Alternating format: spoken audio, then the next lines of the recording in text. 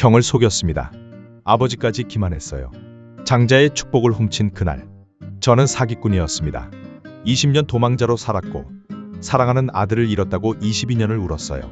그런데 하나님이 제 이름을 바꾸셨습니다. 야곱, 속이는 자에서 이스라엘, 하나님과 겨루어 이긴 자로. 147년을 산 제가 깨달은 건 내 실패마저도 하나님의 계획 안에 있었다는 겁니다. 오늘 여러분께 그 이야기를 들려드리겠습니다. 야곱의 고백, 속이는 자에서 이스라엘로. 안녕하세요. 제 이야기를 들어주셔서 감사합니다. 저는 야곱입니다. 아니, 이제는 이스라엘이라고 불리지만요. 제 이름 야곱의 뜻을 아시나요? 발 뒤꿈치를 잡는 자, 속이는 자라는 뜻입니다. 참 씁쓸한 이름이죠. 하지만 그 이름이 제 삶을 정확히 표현했습니다. 저는 태어날 때부터 경쟁하며 살았어요. 쌍둥이 형 에서와 단 몇 분 차이로 태어나면서도 형이 발 뒤꿈치를 붙잡고 나왔다고 하니까요. 어머니 리브가는 저를 사랑해 주셨지만 아버지 이삭은 항상 형 에서를 더 사랑하셨어요. 그 차별이 제 마음에 큰 상처가 되었습니다. 그래서일까요? 저는 어릴 때부터 무언가를 얻기 위해서는 수단과 방법을 가리지 않았어요. 당신도 그런 적이 있으시죠? 사랑받고 싶어서, 인정받고 싶어서 때로는 올바르지 않은 방법을 쓴 적 말이에요. 저의 이야기는 그런 한 인간의 실패와 회복 그리고 하나님의 놀라운 은혜에 대한 이야기입니다. 제가 얼마나 많은 실수를 했는지 그리고 하나님께서 그런 저를 어떻게 변화시키셨는지 솔직하게 말씀드릴게요. 1. 장자의 축복을 훔친 날, 돌이킬 수 없는 선택. 그날을 어떻게 잊을 수 있을까요? 아버지 이삭이 나이 들어 눈이 어두워지셨을 때였어요. 형 에서에게 마지막 축복을 주시려고 하셨죠. 에서야, 나가서 사냥을 해서 내가 좋아하는 별미를 만들어 오거라. 그러면 내가 죽기 전에 내 마음으로 내게 축복하겠다. 그 말을 엿듣고 있던 어머니 리브가가 저를 부르셨어요. 야곱아, 이제 기회야. 내가 장자의 축복을 받아야 해. 솔직히 저도 망설였어요. 이건 명백한 속임수였으니까요. 하지만 그동안 쌓인 억울함과 장자권에 대한 갈망이 저를 움직였습니다. 어머니는 저에게 형의 옷을 입히고 염소 가죽을 제 팔과 목에 붙이셔서 털이 많은 에서처럼 보이게 하셨어요. 그리고 아버지가 좋아하시는 음식을 준비해 주셨죠. 떨리는 손으로 그 음식을 들고 아버지께 갔습니다. 아버지, 누구냐? 아들 에서입니다. 아버지께서 말씀하신 대로 사냥해서 별미를 만들어 왔습니다. 아버지는 의심하셨어요. 내 목소리가 야곱의 목소리 같은데. 그 순간 제 심장이 터질 것 같았어요. 하지만 이미 돌이킬 수 없었죠. 가까이 오너라. 정말 내 아들 에서인지 만져보겠다. 아버지의 손이 제 팔을 만지셨을 때 저는 숨을 멈췄어요. 목소리는 야곱의 목소리 같으나 손은 에서의 손이구나. 그렇게 아버지를 속이고 장자의 축복을 받았습니다. 하늘의 이슬과 땅에 기름진 것을 하나님이 내게 주시기를 원하며 만민이 너를 섬기고 민족들이 내게 절하며 내가 형제들의 주가 되고 내 어머니의 아들들이 내게 절하며. 그 축복의 말씀을 들으면서도 제 마음은 편치 않았어요. 기쁨보다는 죄책감이 더 컸거든요. 그리고 얼마 후 형 에서가 돌아왔을 때 모든 것이 탄로 났습니다. 아버지, 일어나셔서 아들이 사냥한 고기를 잡수시고 내게 축복해 주십시오. 너는 누구냐? 아버지의 맏아들 에서입니다. 그 순간 아버지는 힘이 크게 떨리셨어요. 진실을 깨달으신 거죠. 형 에서는 큰 소리로 부르짖으며 말했어요. 아버지여, 내게도 축복해 주십시오. 하지만 축복은 이미 제게 주어진 후였어요. 아버지는 내 아우가 간교하게 와서 내 복을 빼앗아 갔구나 라고 하셨죠. 그때 형이 제게 한 말이 지금도 귀에 서네요. 그의 이름을 야곱이라 함이 옳지 아니하냐. 그가 나를 속인 것이 이번이 두 번째니라. 여러분, 저는 그 순간 깨달았어요. 제가 원하는 것을 얻었지만 그 대가가 얼마나 큰지를. 형의 분노는 하늘을 찔렀고 야곱을 죽이겠다며 이를 갈았어요. 결국 저는 집을 떠나야 했습니다. 도망자의 삶이 시작된 거죠. 그날 밤 하란으로 떠나는 길에서 저는 생각했어요. 내가 정말 하나님의 축복을 받은 걸까? 아니면 그저 욕심에 눈이 멀어 저지른 죄일까? 하지만 이미 저질러진 일이었고 저는 그 결과를 감당해야 했습니다. 당신도 그런 적이 있으시죠? 무언가를 간절히 원해서 옳지 않은 방법을 선택한 적, 그리고 나서 후회하지만 이미 늦어버린 적. 저의 이야기는 바로 그런 한 인간의 실패에서 시작됩니다. 2. 라반의 집에서 당한 속임수, 뿌린 대로 거두는 법칙. 하란으로 가는 길은 정말 멀고 험했어요. 집을 떠난 지 며칠째, 해질 무렵 베델이라는 곳에서 하룻밤을 보내게 되었어요. 돌을 베개 삼아 누웠는데 그날 밤 꿈을 꾸었습니다. 땅에서 하늘까지 닿은 사다리가 있고 하나님의 사자들이 그 위에서 오르락내리락 하는 꿈이었어요. 그리고 여호와께서 그 위에 서서 말씀하셨죠. 나는 여호와니 너의 조부 아브라함의 하나님이요 이삭의 하나님이라. 너 누인 땅을 내가 너와 내 후손에게 주리니 내가 너와 함께 있어 내가 어디로 가든지 너를 지키며 너를 이끌어 이 땅으로 돌아오게 할지라. 저는 그 꿈에서 깨어나 두려워 떨었어요. 여호와께서 과연 여기 계시건을 내가 알지 못하였도다. 이곳이 얼마나 두려운 곳인고 이는 다른 곳이 아니요 이는 하나님의 집이요 이는 하늘의 문이로다. 그제야 깨달았어요. 제가 아무리 실패하고 도망쳐도 하나님은 저를 버리지 않으신다는 것을. 그 돌로 기둥을 세우고 서원했습니다. 하나님이 나와 함께 계시사 내가 가는 이 길에서 나를 지키시고 먹을 양식과 입을 옷을 주사 평안히 아버지 집으로 돌아가게 하시오면 여호와께서 나의 하나님이 되실 것이요. 용기를 얻고 길을 계속 가서 하란에 도착했을 때 우물가에서 한 여인을 만났어요. 바로 라헬이었죠. 외삼촌 라반의 딸이었는데 정말 아름다웠어요. 한눈에 반해버렸습니다. 라반은 저를 반갑게 맞아주었어요. 너는 참으로 내 골육이로다. 한 달 동안 그냥 일을 도와드렸는데 라반이 말했어요. 내가 내 생질이라고 해서 공짜로 일할 것은 아니지 않느냐. 무엇으로 품삯을 삼겠느냐. 저는 주저없이 대답했어요. 내가 라헬을 위하여 외삼촌께 7년을 섬기리이다. 7년이요. 하지만 라헬을 사랑했기 때문에 그 7년이 며칠같이 느껴졌어요.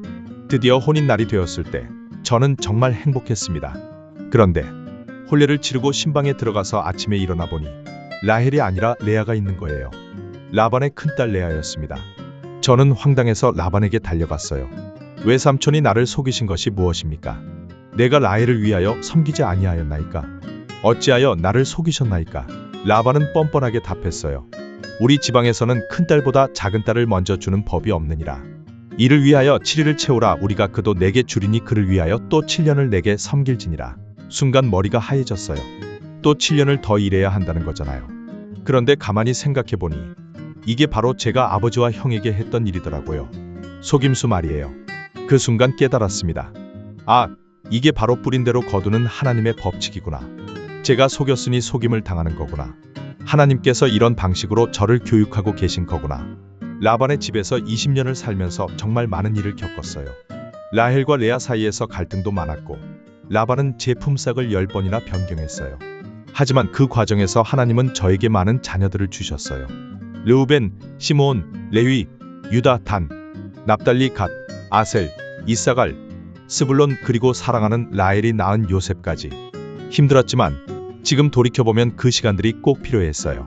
하나님께서 제 교만을 꺾으시고 인내를 가르치시고 무엇보다 다른 사람의 마음을 이해할 수 있게 하셨거든요.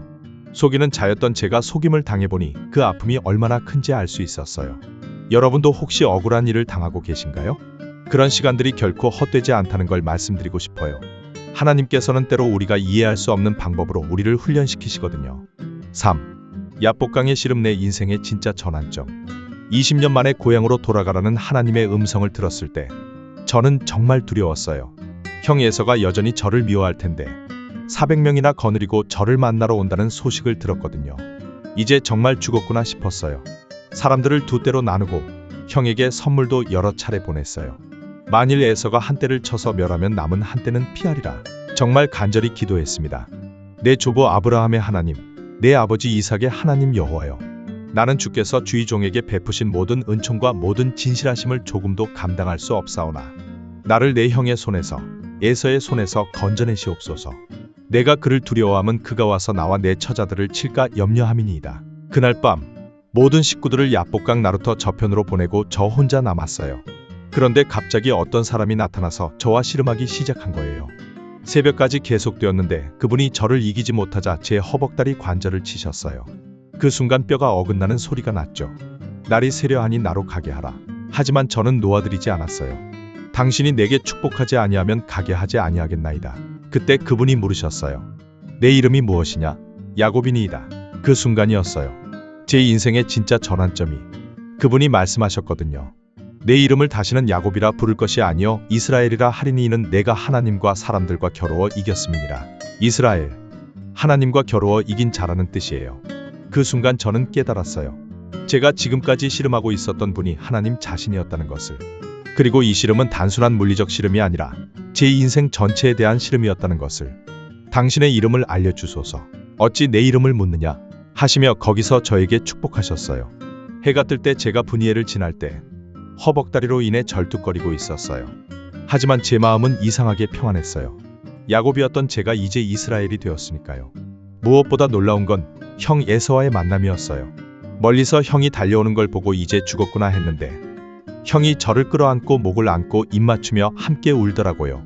20년 동안 쌓인 원망과 미움이 한순간에 녹아버렸어요. 그날 밤 야복강에서의 시름은 단순히 하나님과 겨룬 게 아니었어요. 그동안 제가 안고 살아온 두려움, 죄책감, 교만, 모든 것들과 겨룬 밤이었어요. 그리고 그 모든 것을 하나님께 내려놓고 새로운 정체성을 받은 밤이었죠. 여러분도 그런 밤을 보내본 적 있으신가요? 하나님과 진정으로 씨름하며 축복하지 않으면 가게 하지 않겠습니다. 라고 매달린 적. 그런 간절함이 우리를 변화시키는 것 같아요. 4.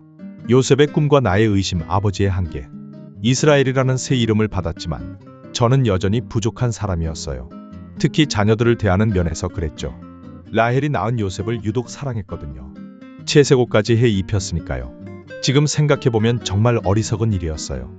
요셉이 17세가 되었을 때 어느 날 저에게 꿈 이야기를 했어요. 아버지, 제가 꿈을 꾸었는데요. 우리가 밭에서 곡식단을 묶고 있는데 제 단은 일어서고 아버지와 형들의 단들이 제 단에게 절하더라고요. 형들이 벌컥 화를 냈죠. 내가 참으로 우리의 왕이 될 것이냐, 참으로 우리를 다스릴 것이냐 하면서 요셉을 더욱 미워했어요. 또 다른 꿈도 꾸었어요. 해와 달과 11별이 내게 절하더라고요. 이번에는 저도 요셉을 꾸짖었어요. 내가 꾼 꿈이 무엇이냐? 나와 내 어머니와 내 형들이 참으로 가서 땅에 엎드려 내게 절하겠느냐? 솔직히 저는 그 꿈을 믿지 않았어요. 아니, 믿고 싶지 않았어요. 제 경험상 꿈이란 게 그렇게 단순하게 이루어지는 게 아니라고 생각했거든요. 게다가 요셉은 아직 어린아이였잖아요. 하지만 마음 한편으로는 그 말을 간직했어요. 혹시나 해서 말이에요. 하나님께서 제게도 사다리 꿈을 보여주셨던 것처럼 요셉에게도 특별한 계획이 있으실지도 모른다고 생각했거든요. 그런데 얼마 후 끔찍한 일이 벌어졌어요. 형들이 세겜에 양을 치러 갔는데 오랫동안 소식이 없어서 요셉을 보내 안부를 물어보게 했거든요.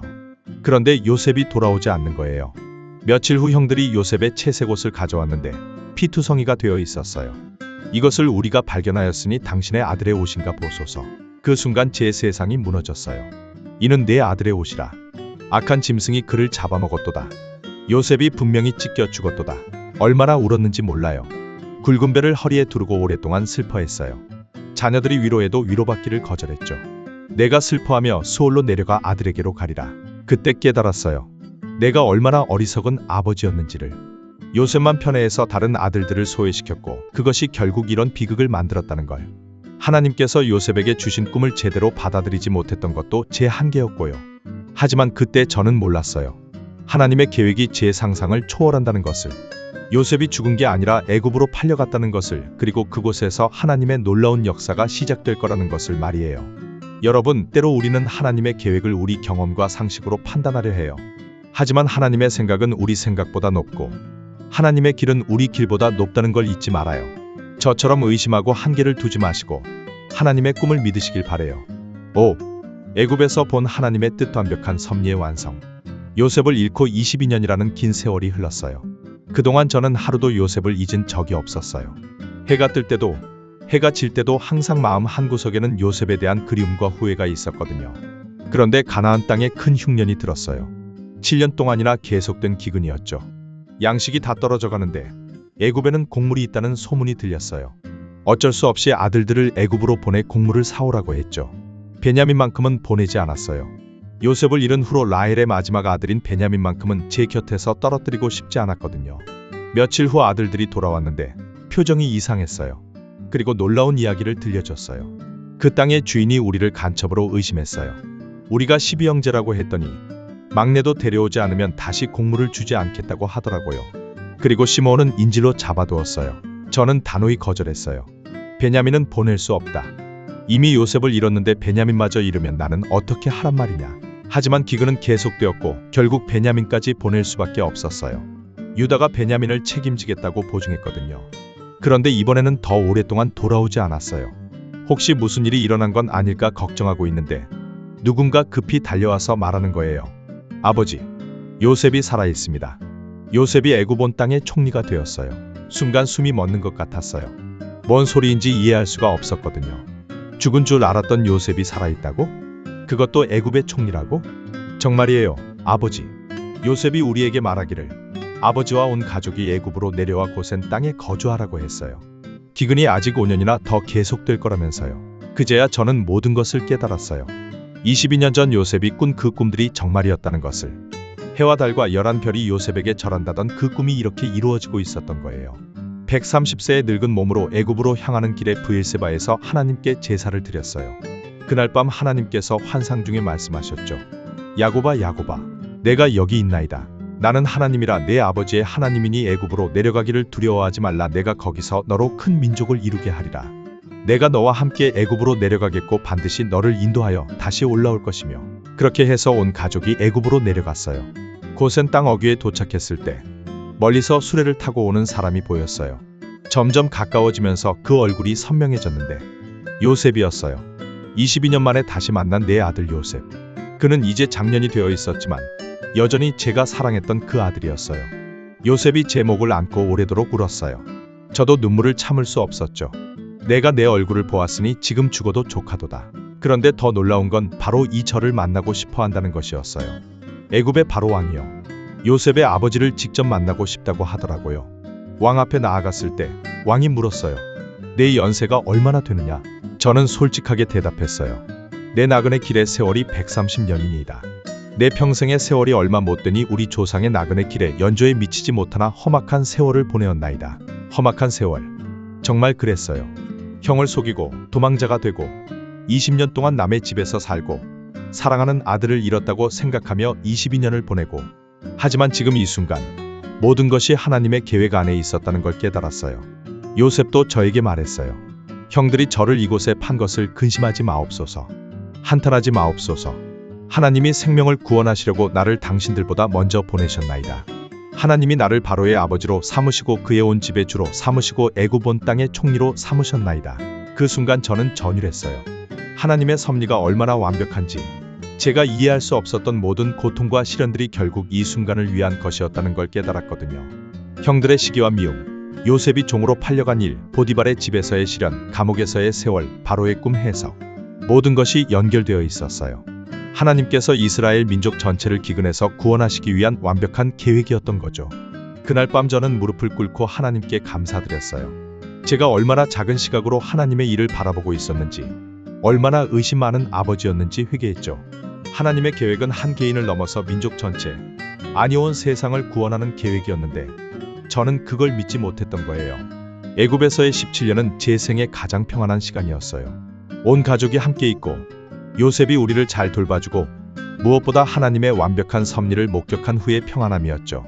하지만 제 생애의 마지막이 다가오고 있다는 걸 알 수 있었어요. 요셉을 불러 당부했어요. 내가 죽으면 애굽에 장사하지 말고 조상들과 함께 가나안 땅에 장사해달라. 고요. 그리고 요셉의 두 아들 므낫세와 에브라임을 제 아들로 입양하며 축복해 주었어요. 놀라운 건 축복할 때 제가 손을 바꾸어 에브라임에게 오른손을 두었다는 거예요.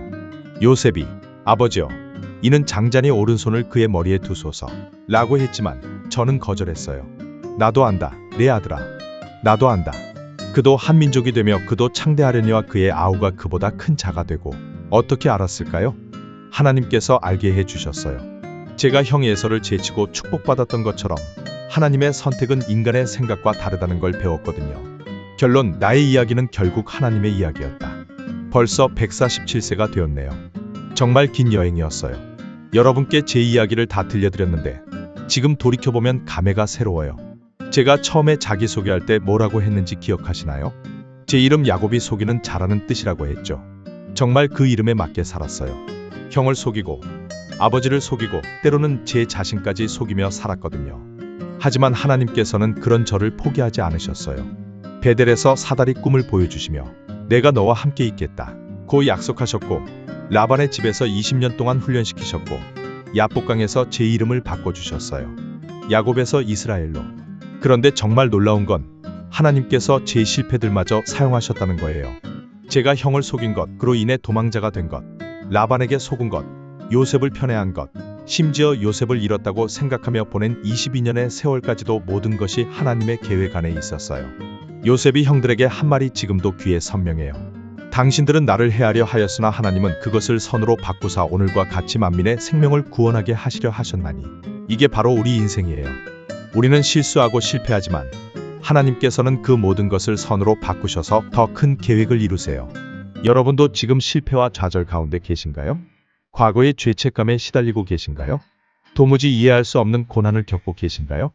제가 감히 말씀드릴 수 있는 건 하나님의 손길은 여러분이 생각하시는 것보다 훨씬 크고 완벽하다는 거예요. 저는 147년을 살면서 한 가지 확신하게 된 게 있어요. 인생을 바꾸는 힘은 우리 손에 있지 않고 오직 하나님의 손에 있다는 것. 우리가 할 일은 그 손을 붙잡고 끝까지 가는 것뿐이에요. 야복강에서 제가 축복하지 않으면 가게 하지 않겠나이다 라고 매달렸을 때 하나님께서 제게 새 이름을 주셨어요. 여러분도 하나님께 매달리세요. 포기하지 마시고 끝까지 매달리세요. 그러면 하나님께서 여러분에게도 새로운 이름을, 새로운 정체성을, 새로운 인생을 주실 거예요. 제 이야기의 제목을 뭐라고 해야 할까요? 야곱의 이야기. 아니에요. 이건 하나님의 이야기예요. 한 부족한 인간을 통해 당신의 놀라운 계획을 이루어 가신 하나님의 이야기입니다. 그러니까 여러분의 이야기도 마찬가지예요. 지금은 여러분 이름의 이야기 같아 보이지만 결국엔 하나님의 이야기가 될 거예요. 그 날을 기대하며 오늘도 하나님의 손을 놓지 마세요. 제가 곧 조상들에게로 돌아갈 텐데 마지막으로 여러분께 이 말씀을 남기고 싶어요. 하나님은 신실하시고 하나님의 약속은 반드시 이루어집니다. 제가 147년 동안 살면서 단 한 번도 예외가 없었어요. 여러분도 끝까지 믿음을 잃지 마시길, 그리고 하나님의 완벽한 섭리를 경험하시길 간절히 기도합니다. 샬롬. 야곱이 들려드리는 이야기 잘 들으셨나요? 구독과 좋아요는 제작에 큰 힘이 됩니다.